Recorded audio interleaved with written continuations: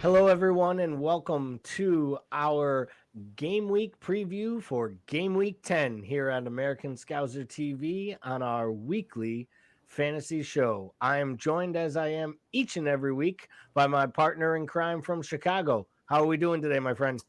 Doing well. Had a huge game week thanks to a last ditch haul from Mr. James Madison. So sitting on cloud nine right now, I think.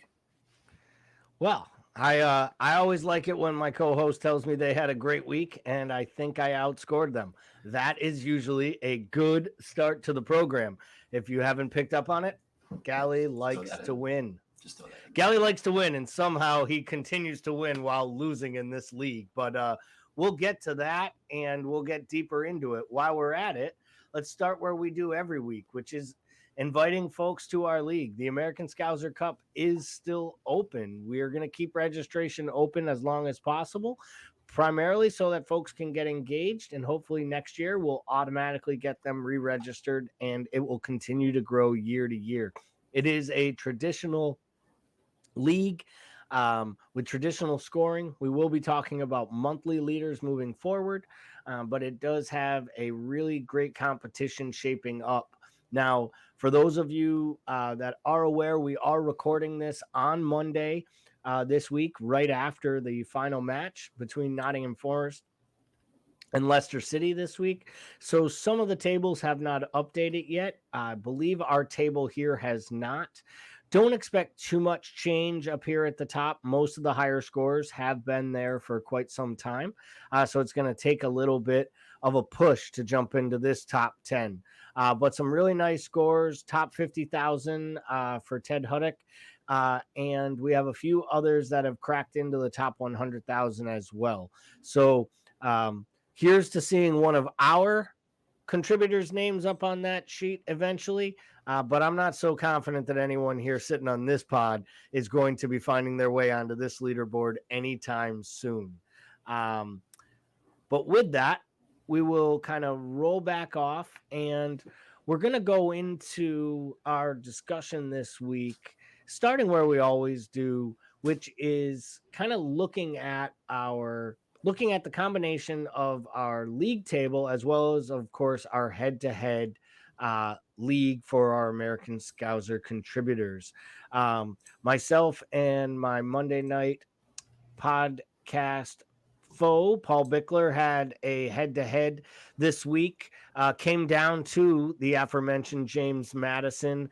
I think the exact battle was Madison plus Ward needed to outscore Nico +7. And I thought to myself, I could be in trouble here because I expected at least the traditional 1-0 from Ward. So with my luck, I figured I'd get a goal with Madison or an assist and a clean sheet, something along that line. And then I'd end up losing by 1-2 points after Nico pick up some weak assist. Nico's obligatory negative for all those who thought the 4.1 attacking defensive wingback was going to be the godsend. If anything, I think it's become almost fodder that is starting to hurt managers because they're playing him at times out of need, especially with all the rotation. And we're getting to the point now where we really need a playable bench purely because of all the matches, the congestion, and the rotation that's happening. And your playable bench can't be filled with, if they're going to play, they surely can't be guys that get you negative points, right? You got to have those ones and twos. Maybe finding that 4-4 center back might make a little bit more sense. I'll take my 2 points from Ben Mee every day of the week instead of my -1 from Nico, I think. Seriously. And Ben Mee had a clean sheet this week, so that's more than 2 points. Exactly. That's kind of the prime example of why I think we're starting to get to that point with the Champions League fixtures that, the big at the back may come back into a little bit of the light of the right moves. I think that it's also going to be a time where you start to see center backs start to raise their value as defenders comparatively to the attack-minded wing backs that everyone was filling, because those are the players that will be rotated, whether that be Trent, Reece James, Chilwell, Cucurella, pick your flavor du jour. Zinchenko, these players eventually aren't all going to get every league and every Champions League start. And until we start to see which managers are prioritizing which competition, I mean, not us. I mean, we're Liverpool supporters, so we prioritize everything by only playing 11 players, even when they play poorly. But that I'm sure we will get to later in the evening as we start to talk through our traditional Monday night shows. And then, of course, our EPL show as well. So let's jump right into the top transfers out this game week. So for those that don't know, this is a great tool that is put together by the folks at the Fantasy Premier League. It's on the main dashboard. You can see this in live time from the moment a game week ends. So, there haven't been 337,000 sales of Trent Alexander-Arnold since 5 p.m. Eastern when that match ended. But there have been almost 340,000 sales since Saturday morning when the game locked. This, I have to admit, is shocking to me. I know he had an absolute mare of a match on Saturday, and does look like a player that, if they had a viable option alternatively to him, I think he would be getting a little bit of a rest. But at his value, at his price, with his skill sets and his underlying stats, I still am shocked that this many folks are selling him, even with two tough fixtures coming up. Before we look at the other names, specifically to Trent, where are your thoughts right now? What do you have to say to all of these fantasy Premier League managers that are jumping ship?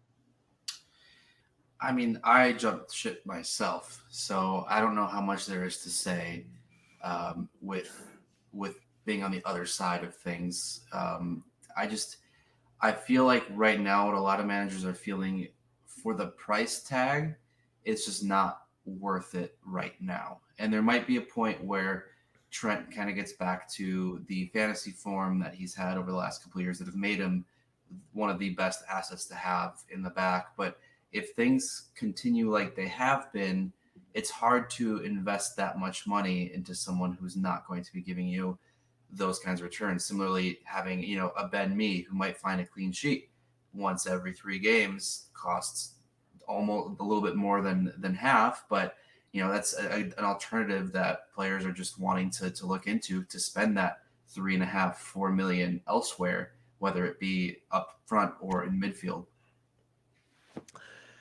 So let me ask you, because I do agree with that, and I think I jumped off. I sold him a few weeks back to make room on my roster.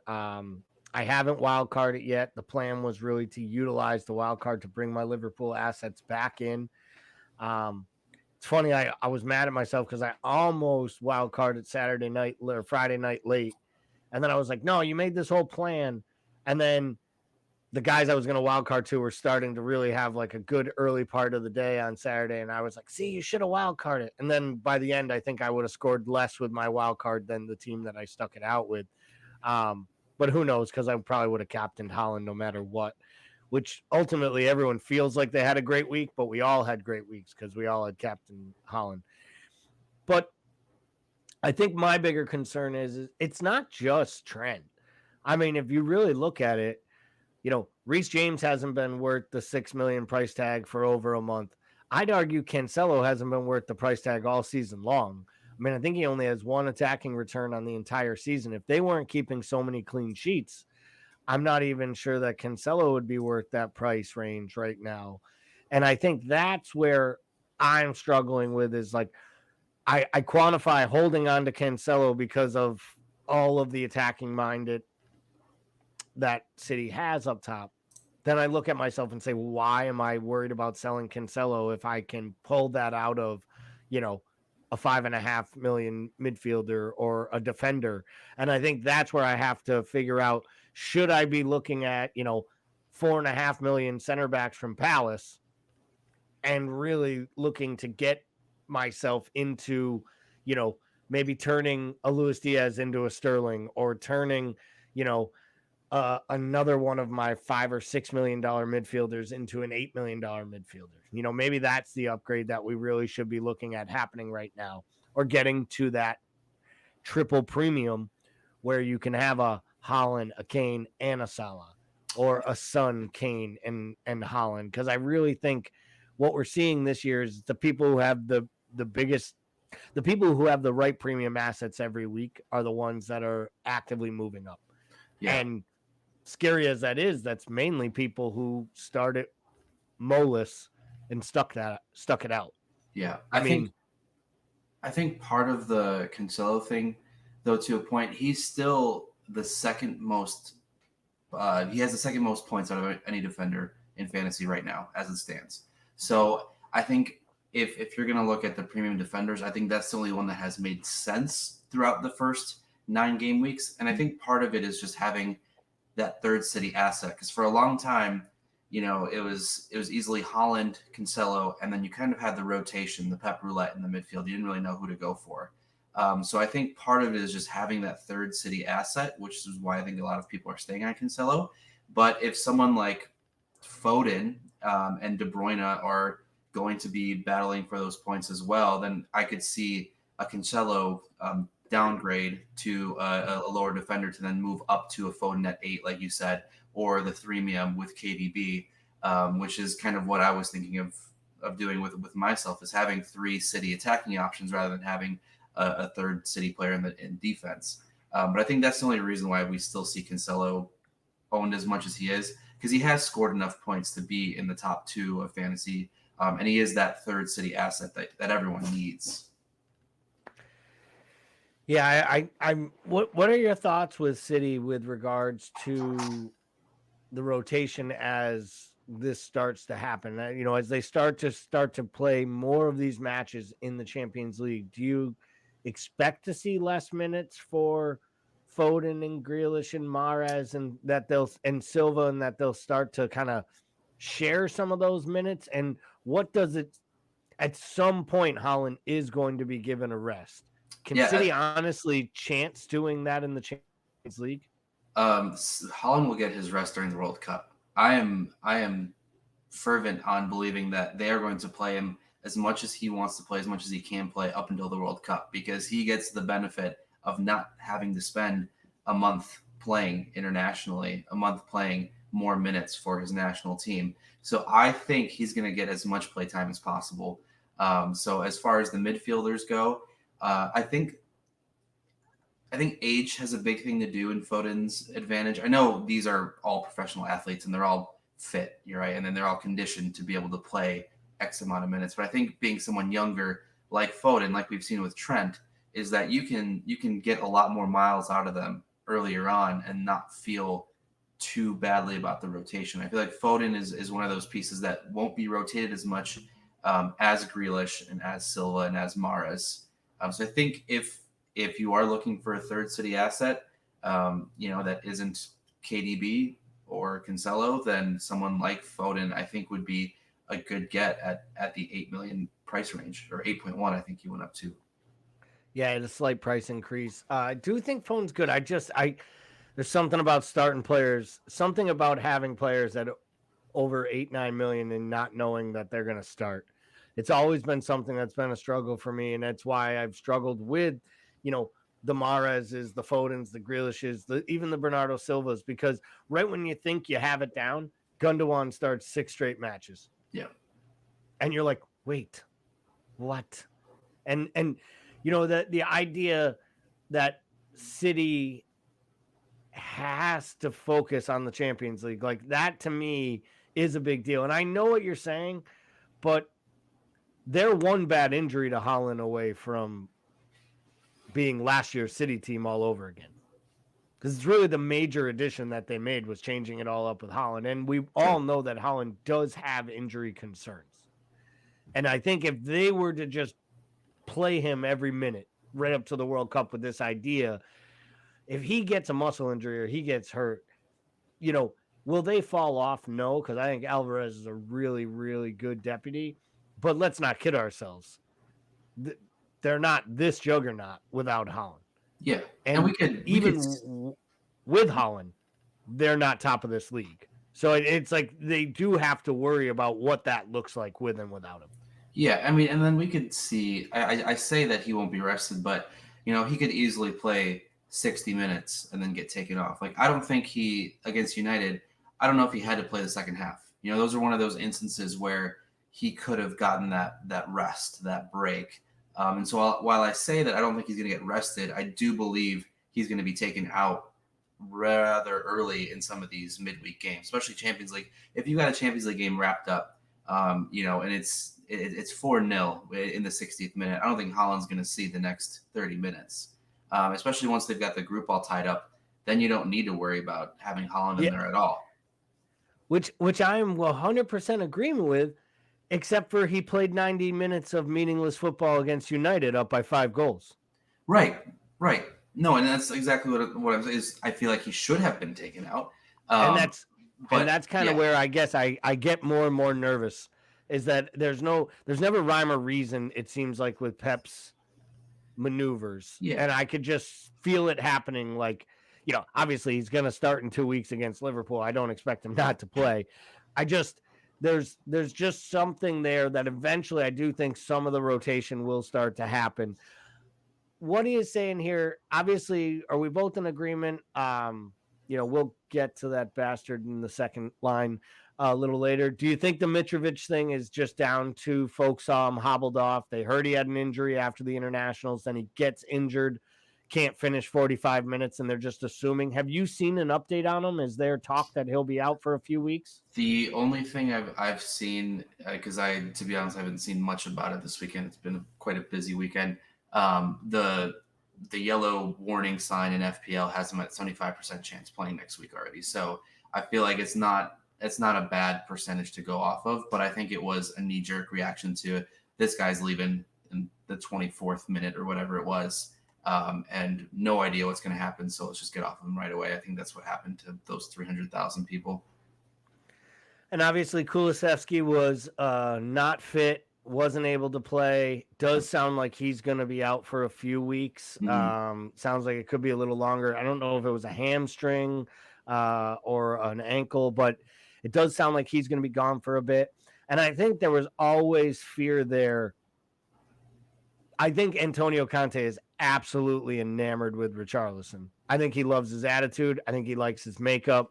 I mean, he looks like he's angry like an Antonio Conte player should be angry, right? Like he has the look of an Antonio Conte player, as in he should be in jail is probably that look. So, and I think that there was just time, and I think that Spurs actually have looked better when he's on the pitch, whether that being in place of Kulusevski or in place of Son, which is just crazy to say. But most importantly, I think Harry Kane has looked better when Richarlison is on the pitch. And I think we all know, as great as Son is, Spurs will go as far as Harry Kane takes them. He still makes everything happen. So were you a little shocked to see Diaz on this list? I know I was. Yeah, I feel like that just might be one of the $8 million price tag midfield roulette. I feel like we've seen an 8 mil mid on this list every week. I can't go back and check that right now, but I feel like it's around there because everyone's just kind of taking a guess on which 8 mil. Wow, it's really difficult to say back to back for some reason. 8 mil mid to go for next week. And I think after seeing Liverpool again not really play that well, I think a lot of people who were sitting on DS were like, all right, you know what? I'm going to take my chance at a different 8 million mid. And maybe they were going to transfer into Madison before they saw the Leicester game, and now they will be transferring into Madison anyway. So I think it's just one of those, because he still had a return when he came on, so it's not like he blanked. So I guess it is weird to see him on the list because he didn't blank, but it's also not weird from the standpoint. I think people are just taking the roulette on the 8 million mids and seeing which one they can hit on. Yeah, I do think that there is something to be said about the rotation. They do have Arsenal, and you have Arsenal and City coming up in back-to-back weeks. So you have tough matches. You're not creating. And then, of course, you have the knee-jerk people that, he didn't get his first start of the season, and therefore he must no longer be a starter, and Jota's back and he's not a starter, when the truth of the matter is he didn't start. Jota didn't start. He started Carvalho. He started people that were here in England 48 hours ago when they were preparing for the match. Yeah. And, this is the one thing we're going to have to get a little used to, is you have two really, really key players for the future in Diaz and Nunez that are going to be doing their international duties in South America, which ultimately means the first match back is always going to be a crapshoot whether or not they play. I used to always laugh. The only time Bobby Firmino wouldn't start was when they came back from international duty, because the guy literally would get into town at like Thursday night at like 11 at night, and then they'd be expected to play Saturday morning. Yeah. So, I understand that. What I don't understand is the people jumping off Diaz. I still think he is by far Liverpool's number one asset from a fantasy standpoint. He still, to me, looks like he can make something happen at any moment. If Robertson was going to be out longer, I would think about actually making a move at like a Simicast, because I think that he does offer something going forward. His price tag is very, very cheap way into the Liverpool attack. Again, I think there's an argument that, Harvey Elliott might be the second best player because you're just going for straight value. And if you're going to take a flyer on a Liverpool, you can actually afford to keep $5 and $6 million Liverpool players as flyers now. You could keep Matip on your bench. You could keep Simicast as a defensive replacement. These are like unthinkable conversations at any point, because you needed 3 premium spots for Robertson, Salah, and Trent for the last 4 years. And it's just not that way right now. And here's to the days of getting back to it. So we'll go into the transfers in before we look at our teams and talk a little bit about what we're seeing. Kind of makes me sick to my stomach, but it is a legitimate move. I think Trossard would have been a smart buy for anyone at his price point. He's going to be a real smart buy when Chelsea picks him up in January. But, talk about a player. I will admit, I said it day one, like one of his first matches for Brighton. Like, this guy's way too good for this club. I'm a little shocked he's still there, to be honest. Full Belgian international, and one that absolutely deserves it, by the way. And who knows, he might be playing himself into a starting role by the World Cup.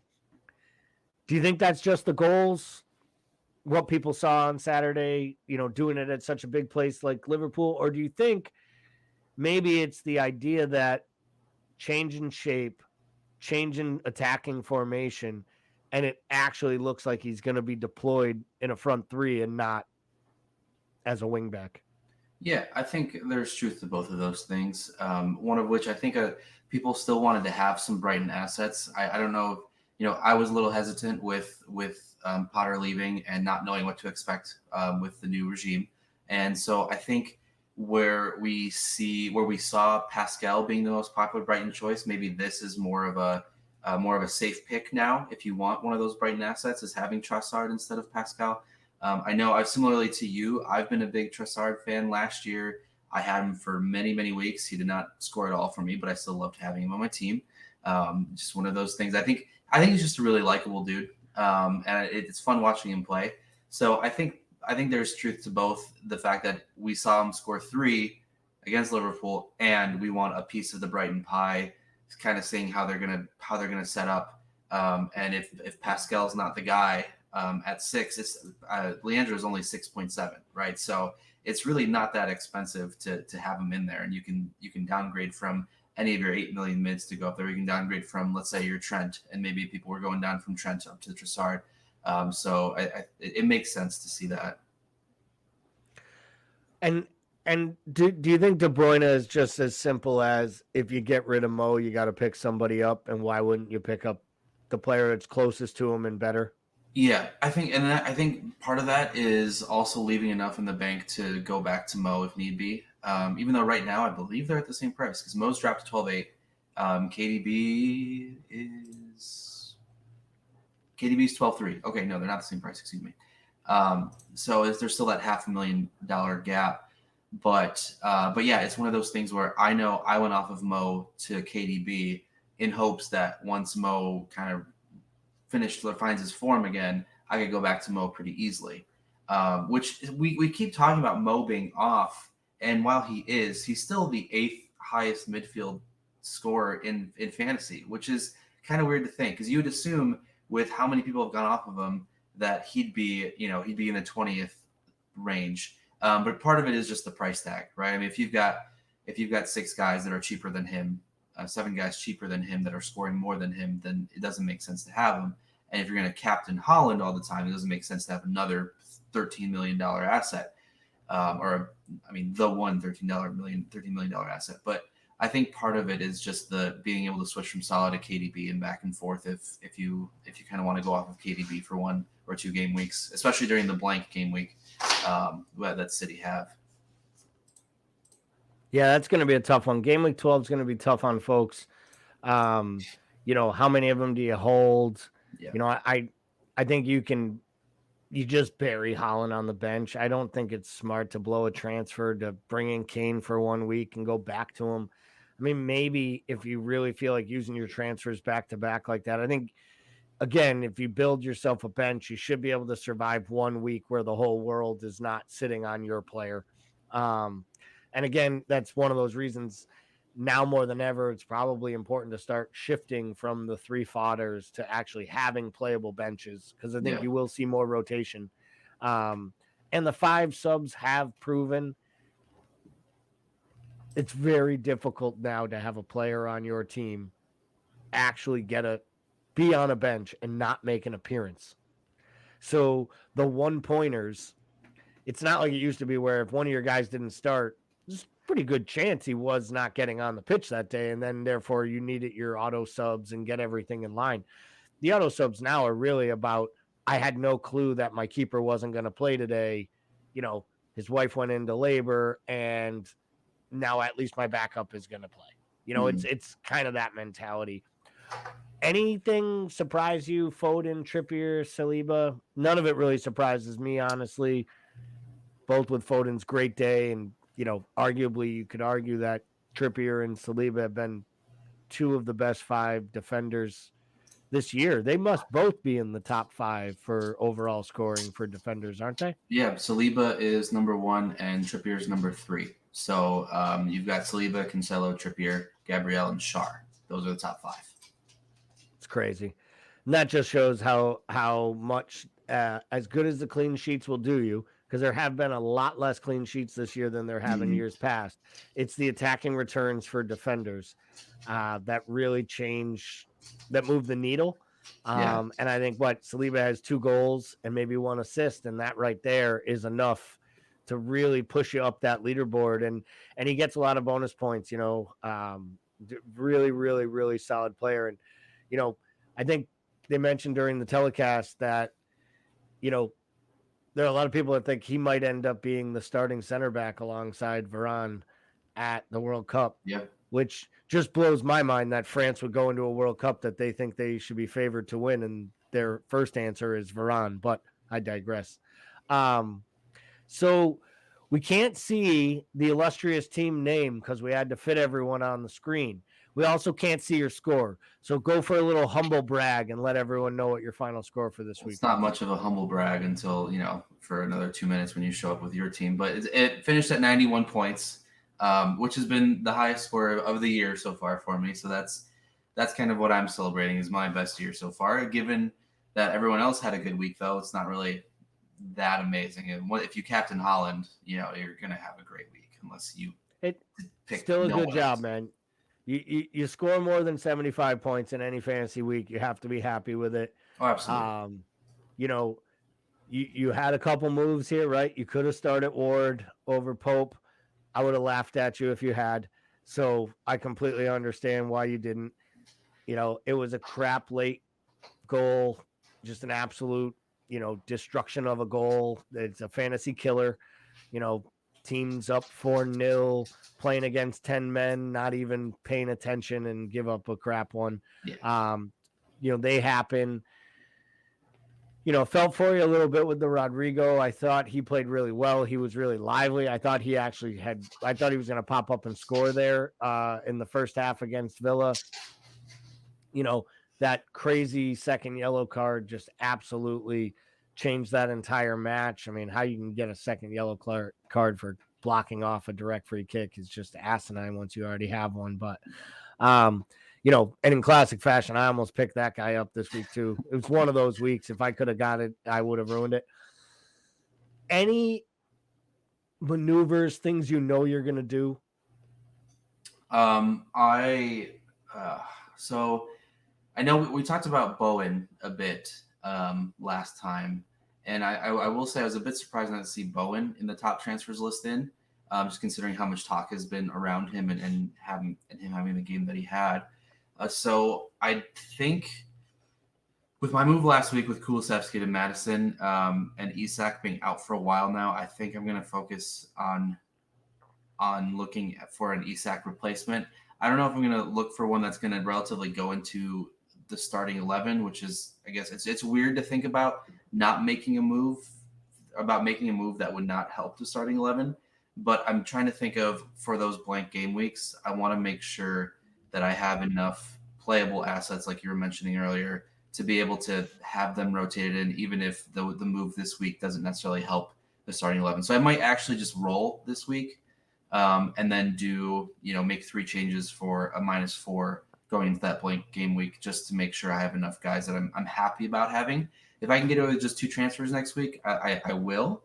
But I think it might be one of those 3 transfers -4 in -4 weeks, part of maybe moving off of K to B and Cancelo, keeping Haaland on the bench like we talked about, and then kind of just trying to find the best assets for that one game week alone, and then slowly going back to what this was, given that I used my wild card already.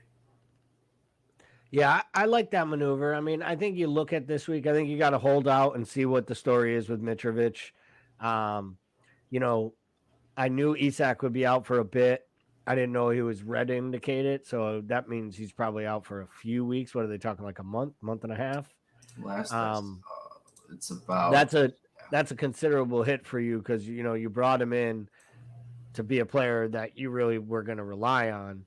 Have you thought about making a like for like move and going laterally to Wilson, just knowing where those minutes and goals will be coming from? Yeah, I have. And that's something that's not completely off the table, which is why I think I need to just take 1 week to roll to really feel comfortable with where I'm at. And maybe if the Mitrovic news gets to be worse and he's out for a prolonged time, I'll use Isak to then make a move for that starting 11, to not worry about that blank game week as much, just because I don't know if I'd want to go with a 4-5-1 with Pereira in there and not having that second forward. So I think that's where my head would be at. So as we migrate over, we'll notice that we have very similar looking teams here. Anyone that's listened here has, I was bullish on Madison when I picked him up on my wild card. I'm very happy that I did. He was not my wild card. He was the purpose for my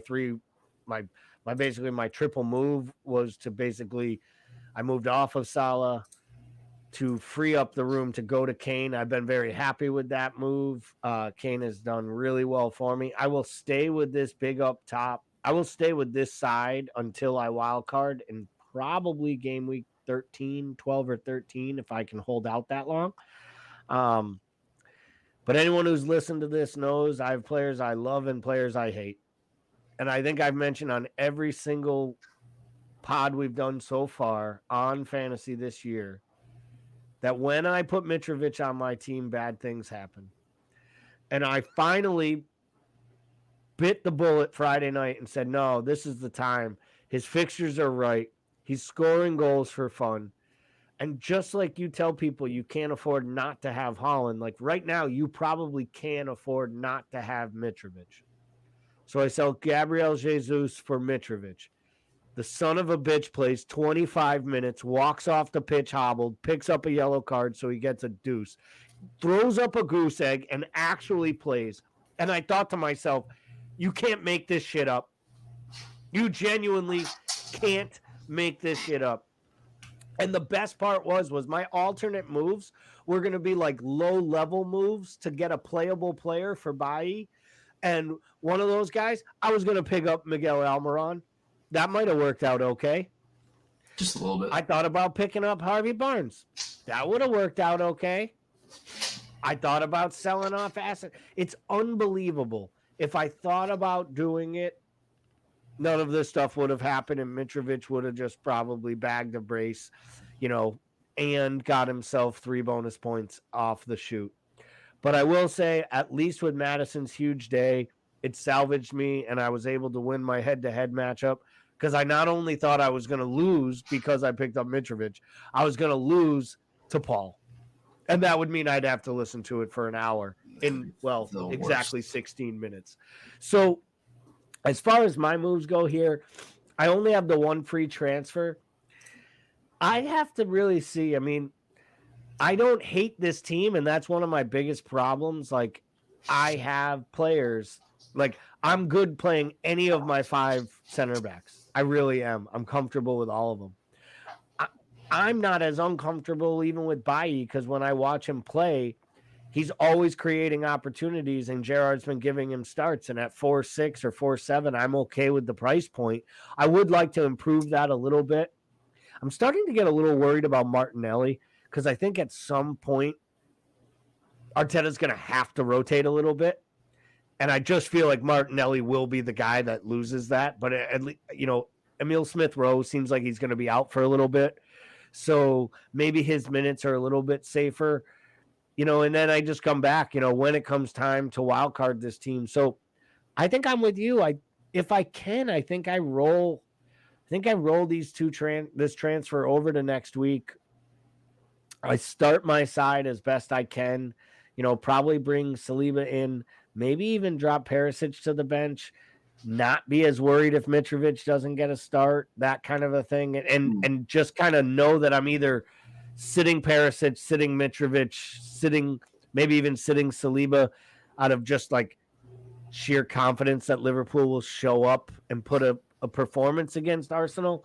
But seeing that I couldn't be positive last week on Monday that Liverpool would put a performance in at home against Brighton, I'm not sure how I'm supposed to feel like they're going to put in a performance, arguably playing the most informed side in the country in a place that they have basically been perfect at for 2 years. So I do think that this is a tough week for fantasy.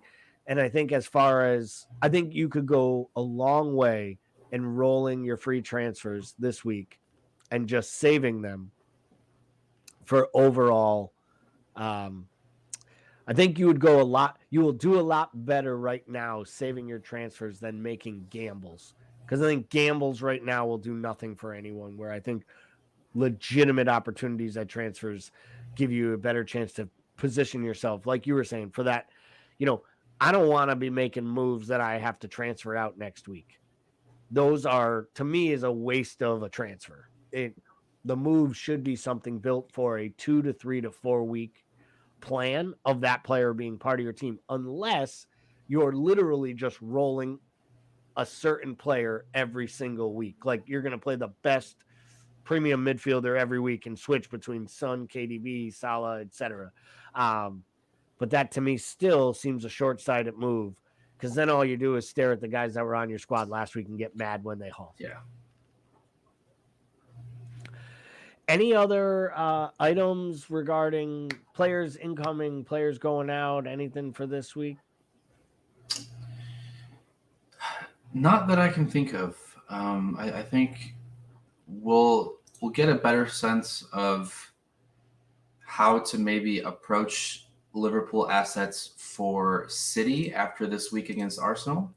I think if there's a good enough performance, we might see quite a few people kind of going back on the Liverpool train potentially, because then you have them for the following week against West Ham, where City then have that blank game week. So I think I don't really have anything for this week. It's just a matter of we'll see how this game week shapes up, and then we'll kind of go from there to see, which assets, the ones that we've dropped off on, which ones might be the best to go back up on after this week, because we're going to want some good assets from what are supposed to be the best teams in the league. If City and Arsenal aren't playing in 2 weeks, we're supposed to want Liverpool assets, I should say. I mean, it doesn't feel like they're one of the best teams in the league right now. You can't really say that they are, but it feels like they should be, and it feels like that's a team that we should be looking at for assets for that blank game week. So I think it'll just be interesting to see what happens against Arsenal. Whether they're assets or asshats, either way, right now they're on equal points with Everton. So unfortunately, until that changes, I'm not sure that we can actually look at it and say we're supposed to be one of the best sides in the league. Yeah. I saw that the other day looking at the table and thought to myself, woof, and then woof. But there's always brighter times. So make your transfers and look for your hauls. Well, that's going to do it here for another edition of American Scouser TV Fantasy Premier League Show.